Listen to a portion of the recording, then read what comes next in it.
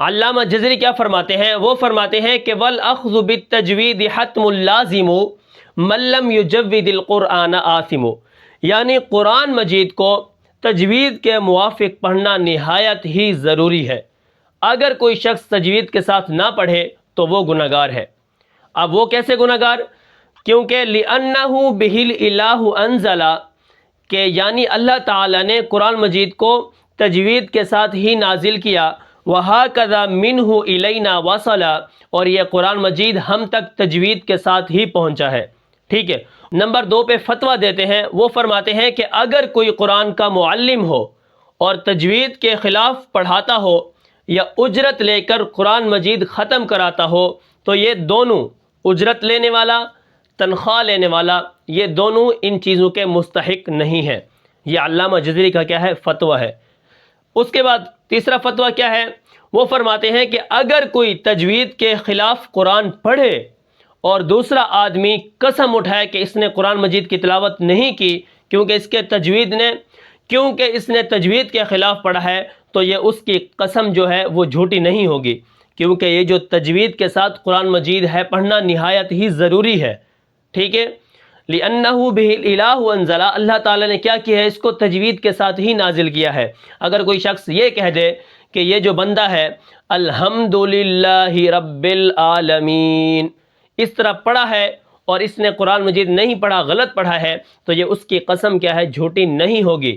ٹھیک ہے، کیونکہ قرآن مجید تجوید کے ساتھ پڑھنا کیا ہے؟ واجب اور نہایت ہی ضروری ہے، کیونکہ اس کا حکم اللہ تعالیٰ نے خود دیا ہے۔ جیسے کیا ہے؟ حق تعالیٰ نے قرآن مجید کو ترتیل کے ساتھ پڑھنے کا حکم دیا۔ اللہ تعالیٰ نے قرآن مجید کو ترتیل کے ساتھ پڑھنے کا حکم دیا اور لوگوں کو اس پر واجب کر دیا ہے۔ قرآن کے اندر حکم دیا کہ وَرَتِّلِ الْقُرْآنَ تَرْتِیلًا، تم قرآن کو ٹھہر ٹھہر کر، خوب ٹھہر ٹھہر کر پڑھو۔ ٹھیک ہے، حضرت علی رضی اللہ عنہ اس کی تفسیر میں فرماتے ہیں الترتیل هو تجوید الحروف ومعرفت الوقوف، یعنی ترتیل نام ہے حرفوں کو ان کے مخارج سے نکالنا اور وقف اور موقع جو ہیں ابتدا کے ان کو جاننا کہ وقف کس طرح کرنا ہے، تجوید کے قواعد کا جاننا، یہ کیا ہے؟ ترتیل کے اندر داخل ہے۔ اسی طرح اسی طرح تفسیر بیضاوی میں بھی ہے اے جوید القرآن تجویدا، یعنی اے مجود تو قرآن کو تجوید کے ساتھ پڑھ۔ ٹھیک ہے، تو اسی طرح کیا ہے؟ اب یہاں پر کیا ہے؟ حق تعالیٰ نے قرآن کو ترتیل کے ساتھ پڑھنے کا حکم دیا ہے اور لوگوں پر اس کو واجب کر دیا ہے کہ قرآن مجید کی تلاوت تجوید کے ساتھ کرو۔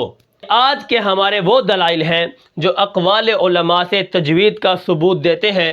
تجوید کے ساتھ پڑھنا نہایت ہی ضروری ہے، اور علامہ جزری جو ہیں انہوں نے المقدمۃ ایک جزریہ کتاب لکھی ہے تجوید کے اوپر، جس کے اندر عربی کے اندر اشعار ہیں۔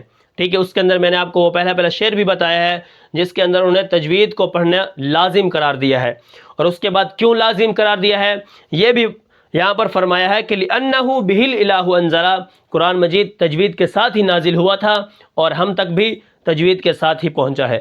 تو یہ تھا آج کا ہمارا سبق، جس کے اندر میں نے آپ کو یہ 4-5 باتیں بتائی ہیں، اور قرآن، حدیث، اجماع امت، قیاس، فقہ اور اقوال علماء۔ تو یہ تھا آج کا ہمارا سبق، جس کے اندر میں نے آپ کو قرآن، حدیث، اجماع امت اور کیا ہے قیاس، فقہ، اقوال علماء کے ساتھ میں نے آپ کو تجوید کے ثبوت دیے تھے۔ ان 6 میں سے میں نے آپ کو تجوید کے ثبوت دیے ہیں۔ تو میں امید کرتا ہوں کہ آپ کو یہ سبق سمجھ آیا ہوگا۔